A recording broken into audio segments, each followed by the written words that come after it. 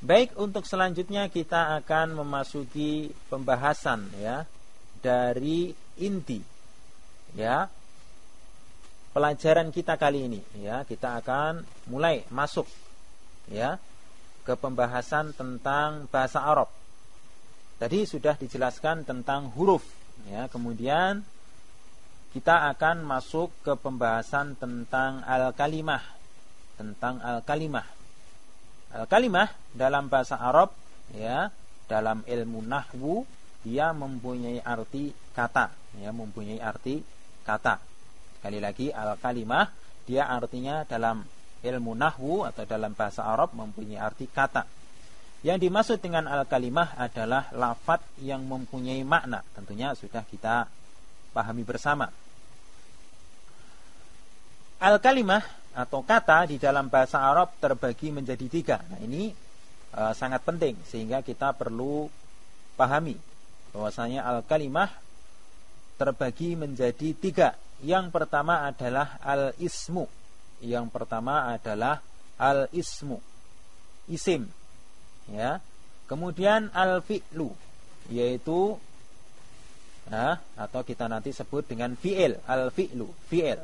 Kemudian al-harfu ya, huruf. Baik. Untuk masing-masing definisinya kita akan jelaskan secara singkat. Sekali lagi, pembagian al-kalimah atau kata di sini sangat penting. Oleh karena itu kita hendaknya menghafalnya, kita pahami bersama.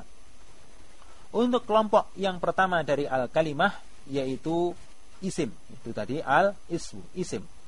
Yang dimaksud dengan isim adalah kata yang menunjukkan atas suatu makna di mana kata tersebut tidak terikat dengan waktu. Ya, kita perhatikan bahwasanya isim dia tidak terikat dengan waktu. Atau dalam bahasa mudahnya kita katakan isim itu kata benda. Ya, kata benda dia tidak terikat dengan waktu. Ya, contoh misalnya kitabun yang mempunyai arti buku. Ya, kemudian baitun yang mempunyai arti rumah. Kemudian dinun yang mempunyai arti agama.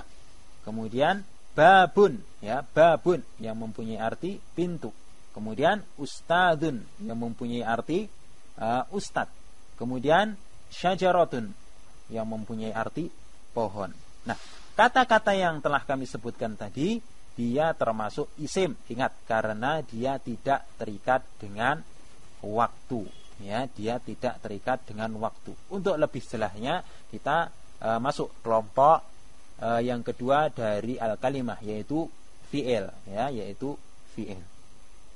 Baik, yang dimaksud dengan fi'il adalah kata yang menunjukkan atas suatu makna di mana kata tersebut terikat dengan waktu.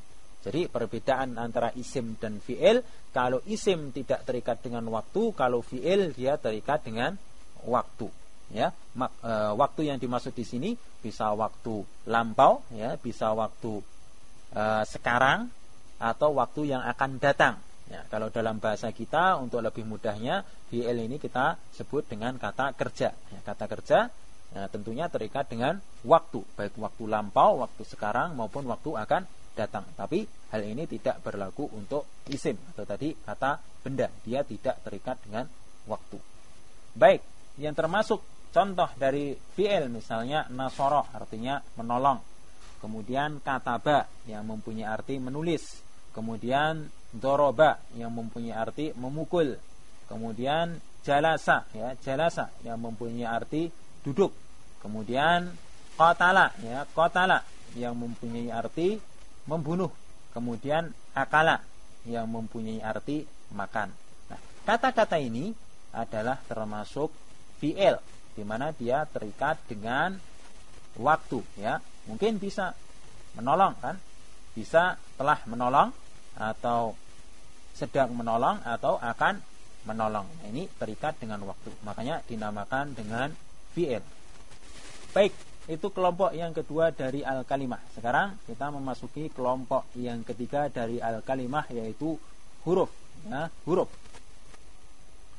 Baik, yang dimaksud dengan huruf adalah kata yang tidak mempunyai makna ya, Atau kita katakan yang dimaksud dengan huruf kata yang tidak mempunyai makna yang sempurna, ya, maksudnya makna yang sempurna kecuali setelah bersambung dengan kata yang lain.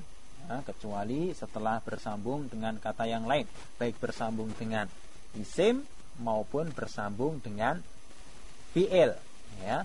Dia tidak mempunyai makna yang sempurna kecuali setelah bersambung dengan isim maupun dengan fi'il. Nah, huruf yang dikategorikan sebagai al-kalimah adalah huruf-huruf ma'ani, ya, huruf-huruf ma'ani. Inilah yang dimasukkan, ya, inilah yang dimaksudkan dengan huruf yang masuk ke dalam kelompok al-kalimah. Karena tadi kita ingat di awal bahwasanya huruf ada huruf mabani dan huruf ma'ani. Namun yang masuk ke dalam kelompok al-kalimah, ya, adalah huruf ma'ani, ya. Huruf mabani tidak masuk karena mengingat definisi dari al-kalimah tadi lafaz yang mempunyai makna, sedangkan huruf mabani dia tidak mempunyai makna, ya, karena dia hanya sebagai penyusun dari suatu kata.